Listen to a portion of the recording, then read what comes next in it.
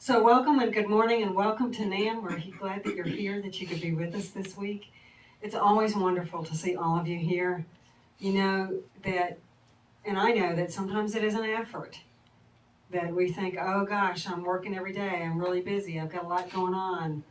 You know, there's so many things I could get accomplished if I just stayed home or I just did this. So, at any rate, we are here and we started last week on a little jaunt that is going to be about all of us getting to learn more about the different world philosophies and religions. And I have to confess in this that I am not really well educated in this realm, or, nor do I have a background in it. I know that I can look around the room actually and see many of you that were born into different faiths and could add much to this discussion. I have to tell you that when I came into Science of Mind, one of the things that interested me the most was that I was told that Ernest Holmes kind of looked at all of the world's religions, and he looked at philosophy, and he looked at different teachings, and he pulled together what he felt like were the common threads, the truths, the things with a capital T, that seemed to run through every religion that he encountered, and every philosophy, and even things like quantum science. And he said, this is the best that the world has to offer. And he didn't say this, but basically we will call it Science of Mind. And so to me, that was very intriguing, that here was someone who had a brain the size of a computer, okay, who could take all that wisdom and knowledge. And it is said that he had, I don't know what the term is, a photographic mind. Well, it was not photogenic, I know that, but he was one of those people who had books everywhere, big stacks of them, and if you were in a conversation with him, and he wanted to bring something to light, he could go to the stack, pull out the book he wanted, flip to the page, and point something out. Much like I imagine Lou can. Okay? I'm just tickling on you today, okay?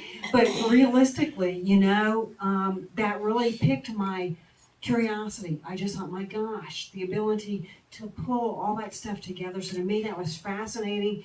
And of course, I grew up in the Catholic faith, and I can tell you a little bit about that. I can tell you more that you probably don't want to know or need to know about it than would be, really beneficial. But I just thought it's time for us to know this. The only way I'm probably going to learn it, is if I'm, pushed to have to teach it. So we're going to be doing this for a while on Sundays. I hope you guys enjoy it. Yeah, I hope I do too. I don't know. It'll be interesting. Next week, we're going to take a break from it because Reverend Denise will be here. But when we come back in a couple of weeks, we will be engaging in that as a focus. And you'll remember last week when we came together, we talked a little bit about some of the parents, the mothers and the fathers of this New Thought teaching. And really, New Thought is an umbrella. What we find is a lot of new moderately Christian teachings that fall under that umbrella, under that guise, okay, or under that, that larger category of New Thought. We find Science of Mind in our own Ernest Holmes. We find Divine Science, and I know that many of you have studied or read the works of Emmett Fox. Emmett Fox was a Divine Science minister. Actually, Ernest Holmes was a Divine Science minister also, okay? Which is a little known fact that a lot of people aren't aware of. And then we also find Unity of Christianity with Charles and Merle Fillmore. And all of those people, you remember, were taught by the same lady, a woman named Emma Curtis Hopkins, who had been a student of Mary Baker Eddy, the founder of Christian Science. And for whatever reason, Emma and Mary did not see eye to eye on some things, and they parted ways, and Emma continued to teach. And she still called her teachings Christian Science. And so, in this day and age, she would have gotten slapped with a lawsuit big time and probably, were lost because Mary Baker Eddy was teaching Christian Science. She is the mother of the Christian Science movement. But Emma did that, and Emma touched roughly 50,000 people in her lifetime. Her teachings were really pretty huge in the world of New Thought as it is today. Okay. Well, this morning, we're going to look back even further. And if you have been around this movement, or if you go on the website for Centers for Spiritual Living, our parent organization, or you Google Science of Mind and see what comes up, it'll probably be Science of Mind magazine that Valerie read from earlier that's going to be at the top, you will find that very often we're called things like ancient wisdom, modern science. Okay? And the truth of it is that this hails way back into the dark world history of mankind. So this morning we're going to look at that. Last week I used a word that categorizes what the teaching science of mind is. It is what we call panentheism. And so we're going to talk first about what that is and where panentheism comes from.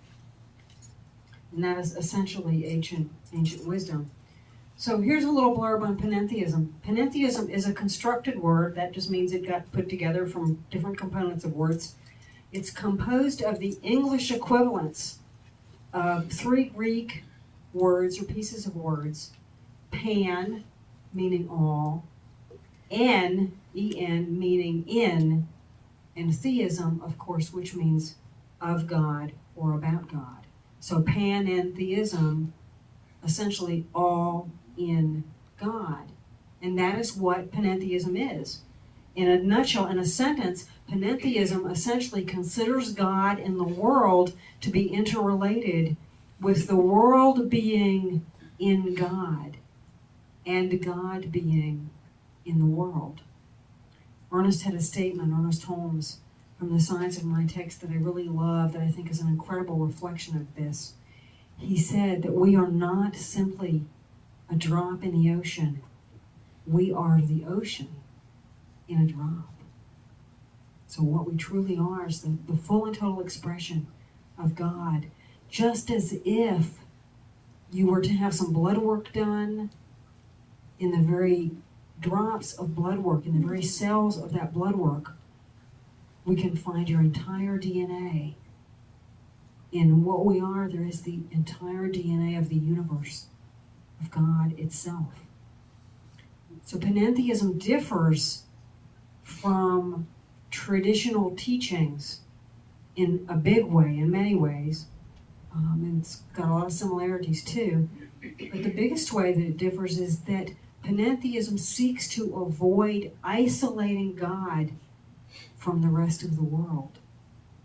And we all know, I think most of us have a lot of exposure to modern theological teachings, which kind of put God over there or up there or somewhere else, and cause us to feel that we have to ask for, grovel, beg, beseech, struggle. How many of you feel like you've gone through your entire lifetime of trying to get from outside to inside? And it's huge. When that shift happens, it's absolutely minute. Sometimes I think it's cell by cell. And it's actually huge too. It's really huge.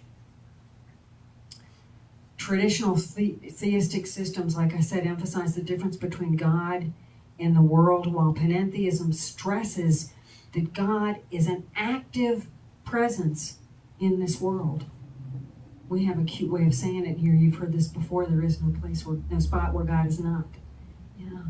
So how old is that idea of panentheism? Anyway, it is ancient, guys. It probably goes back further than this, but in doing some reading and some research, what I found is that when we look at the oldest Hindu traditions, 4,000 years ago, that's 2,000 years before the life of Christ, in Hindu teaching, what we find is basic panentheism. Again, that belief that God is in the world and that we are of that divinity, that we are an expression of its wholeness. That's 4,000 years ago in Hinduism. And, I didn't know this when I came into this teaching, but I did get a little world religion stuff in school.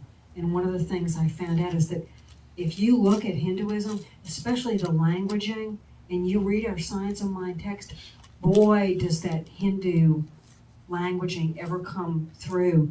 One of Ernest's favorite terms for God was the absolute. That's capitalized. And that word is very Hindu in its nature. If you look at Hindu readings and teachings, they refer to God a lot as the absolute. Yeah.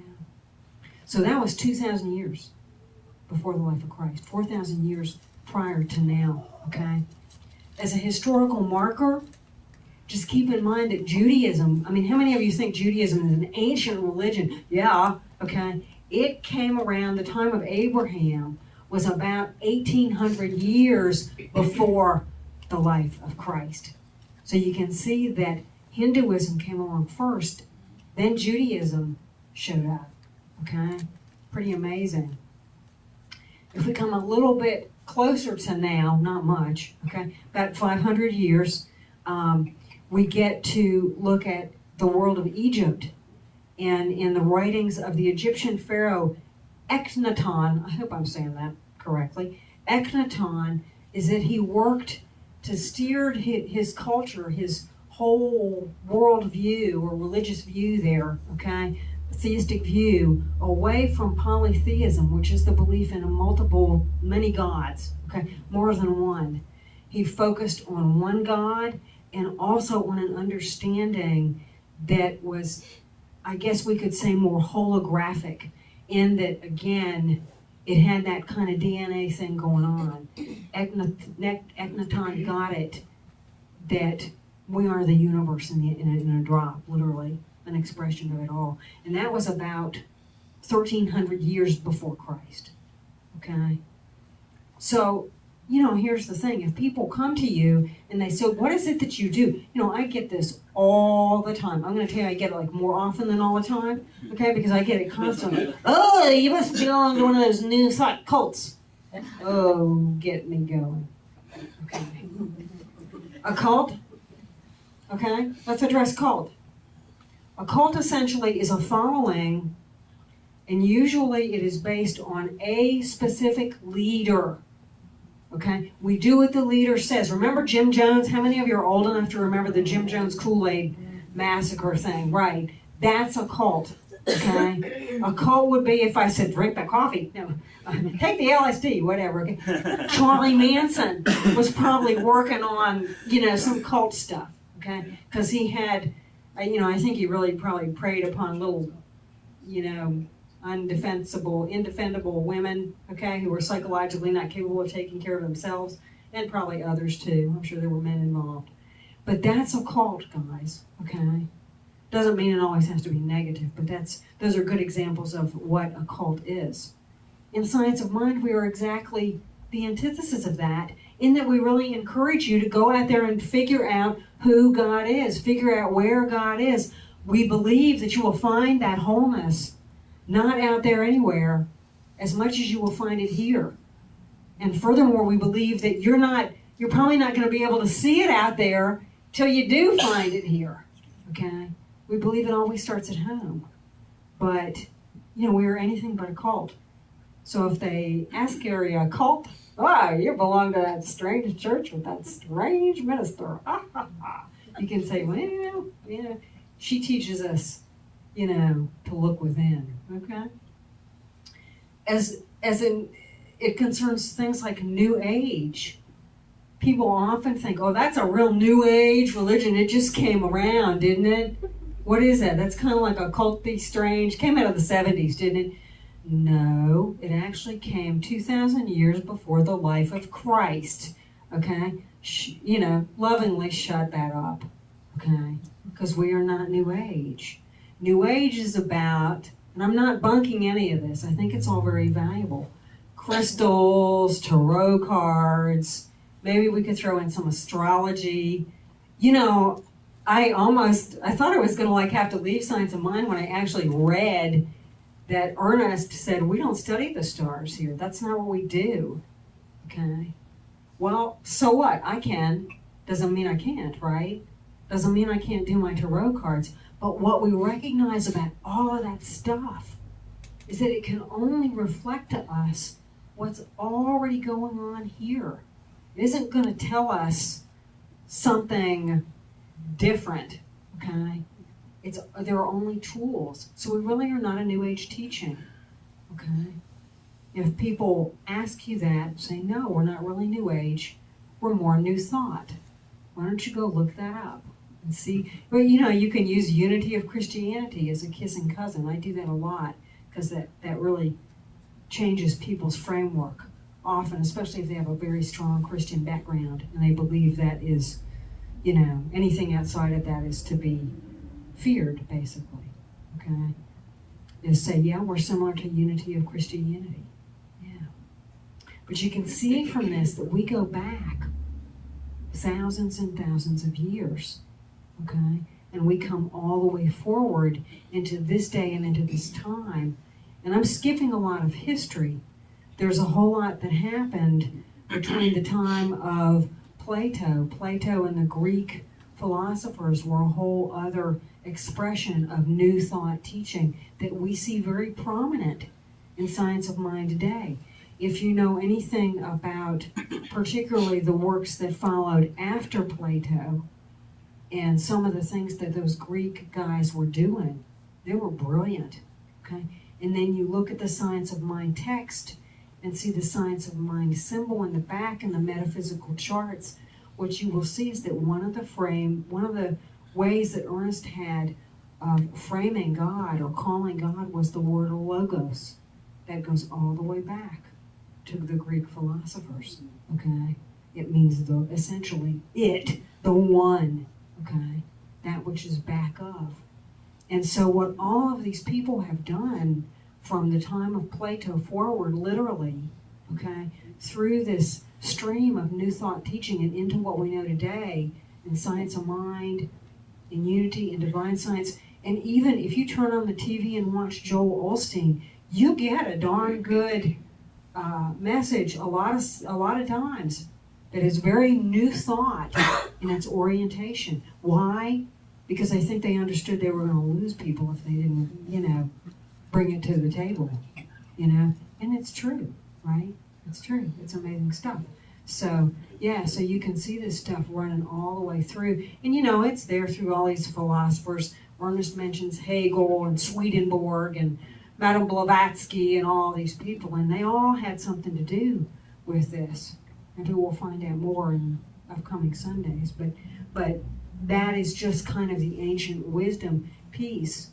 So if anybody ever accuses you or talks to you about this being an off-the-cuff teaching that just showed up on the in the room,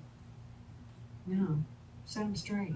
We've been here for a long time. We've been here longer than most of them, okay? Because we are the parental entity of Judaism and Christianity. Yeah. So that's your ancient wisdom lesson for this morning. What about modern science? Oh, I love it. Okay. Well, very simply, what we know about this teaching is that it is incredible. It is essentially an expression of quantum physics, of quantum science. What does quantum science say? In a very minimal, kind of short statement, quantum science tells us that consciousness, and I would always capitalize that word, consciousness is the ground, that which is back of everything that is. It is from consciousness that everything flows forward into form. Consciousness has to be present for something to become form. Consciousness precedes form. What is consciousness? It's you, and it's you, and it's me, and it's every one of us. It's just like that drop in the ocean, okay? We are the drop in the ocean. We are the eyes of the beloved. We are consciousness. Now we're also, ourselves. And Ernest had a neat way of expressing that. He differentiated in science of mind between truth, okay? And I would always capitalize that word, and fact. What's the difference? A fact is that I'm a 29 and holding woman, living in Western North Carolina, mother of 2 daughters, holder of 2 master's degrees, 6 days away from ordination, thank you God. Okay? And we'll see what happens after that. That's all fact. That's about Barbara Jean Smith Jefferys as she stands here today. Okay? But the truth is that I don't have a gender, and I don't have a name, and I wasn't ever born. and I really cannot die. That which I truly am, that consciousness with a capital C, that stuff can't be extinguished. You can take every drug in the world. You can fire every gun you want. You can jump off a cliff, but you can't kill that stuff. You can't stop it. You might slow it down, okay? You can mess it up real good. You mess up the container real good, yeah? So we're consciousness, okay? That's quantum science in a nutshell. Lesson 1. Lesson 2, when consciousness attends to something, it changes the very nature of what it looks like, what it looks at, okay? So when we, any one of us, or en masse as a group, collectively focus on something, attend to something, we change the nature of it. How does that happen? Well, we basically change things from being conceptual, just ideas, just a pattern of possibility, to actual form. And in quantum science, they have a term for that. They call it collapsing into form, okay? When we look at something, when we hold truth in our minds, when we speak a word of prayer for something, when we claim a truth, really, even if we don't claim a truth, we've got one, right? So all of the time, whatever it is that we are primarily for, that is what will come into form. Again, in quantum science, it is called changing something from a wave to a particle, okay?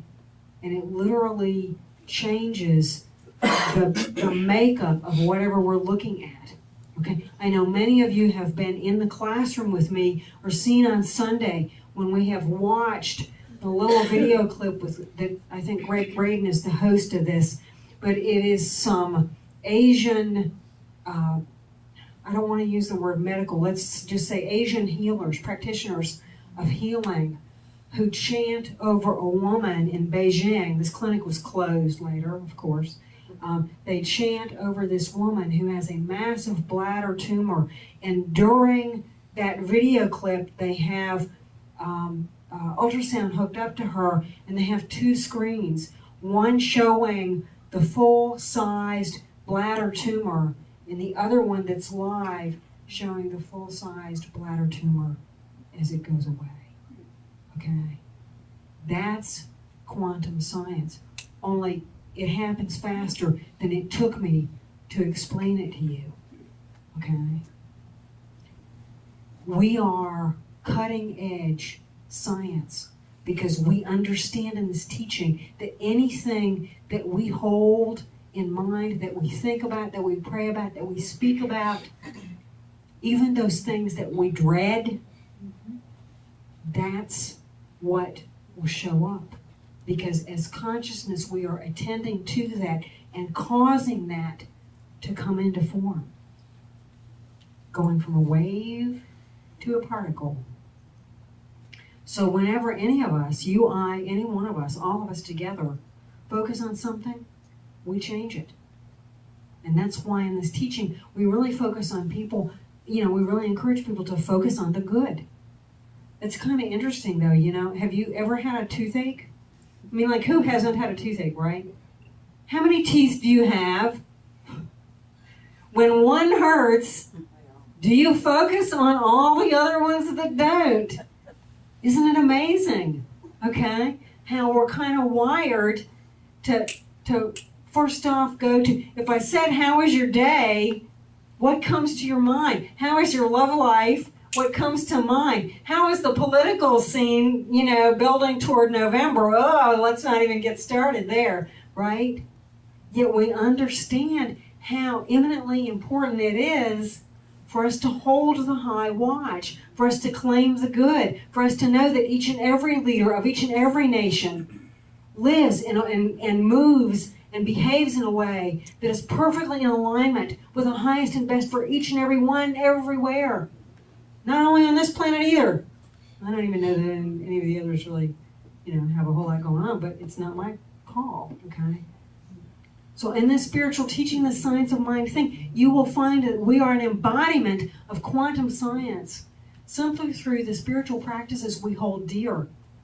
Prayer, known as spiritual mind treatment, meditation, visioning, visualization, all of those. Yeah, it's pretty amazing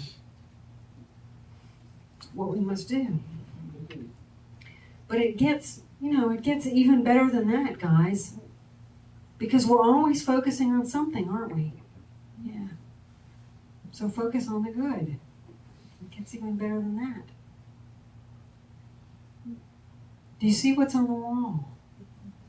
It looks like a star, doesn't it? Do you know that what you're made up of? Here's another modern science awareness that is incredible to me. We are literally stardust. Billions of years ago, stars exploded. They reached a point where they became very unstable, and then they exploded. And that matter, infinitesimal, however you say it, as it is, literally that's the very atoms and molecules that we are made up of. We are star stuff. We are in the universe, and the universe is in us. There is no denying that. I'm going to ask Tom to step to the back and cut the light. And we're going to watch just a little video clip. This is Neil deGrasse Tyson. Yeah, enjoy it. You might want to turn the sound up a little, Kathy. What is the most astounding fact you can share with us about the universe? The most astounding fact The most astounding fact. is the knowledge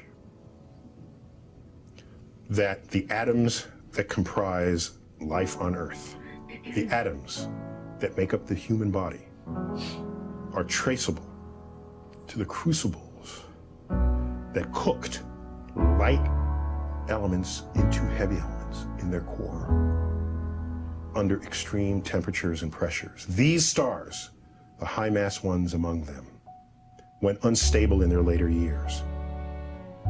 They collapsed and then exploded, scattering their enriched guts across the galaxy. Guts made of carbon, nitrogen, oxygen, and all the fundamental ingredients of life itself. These ingredients become part of gas clouds that condense, collapse, form the next generation of solar systems, stars with orbiting planets. And those planets now have the ingredients for life itself. So that when I look up at the night sky, and I know that, yes, we are part of this universe, we are in this universe, but perhaps more important than both of those facts is that the universe is in us. When I reflect on that fact, I look up. Many people feel small because they're small and the universe is big, but I feel big because my atoms came from those stars. There's a level of connectivity. That's really what you want in life. You want to feel connected. You want to feel relevant. You want to feel like you're a participant in the goings-on of activities and events around you. That's precisely what we are, just by being alive.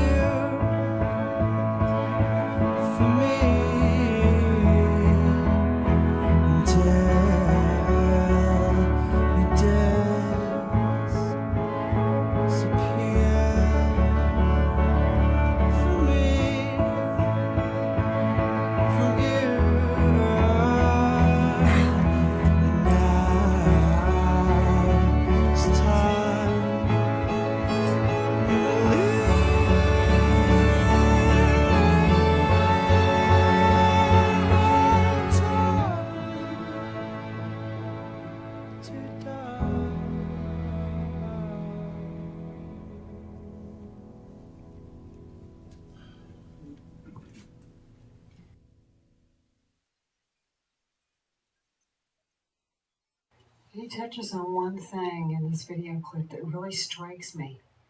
And I think that this, for me, has been an awareness of how I knew that my understanding of God was changing.